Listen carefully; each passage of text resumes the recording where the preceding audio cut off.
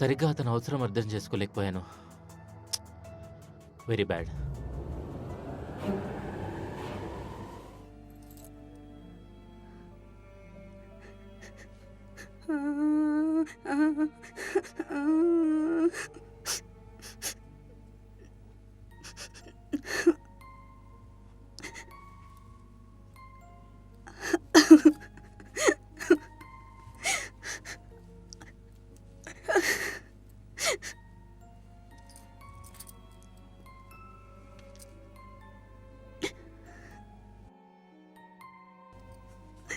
ఏదో ఆర్థిక సమస్యలతో బాధపడుతున్నాడు అనుకున్నా కానీ ఏదో హెల్ప్ చేద్దామని పుట్టింటికి వెళ్ళి డబ్బు తెచ్చాను.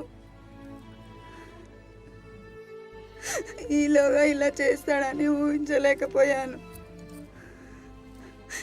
ఎంత వేదన పడ్డాడో. లేకపోతే ఇలా ఎందుకు చేస్తాడు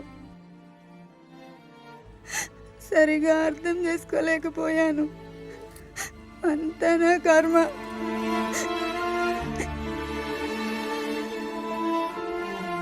మా నాన్నని అన్ని విధాలా ఇబ్బంది పెట్టాను.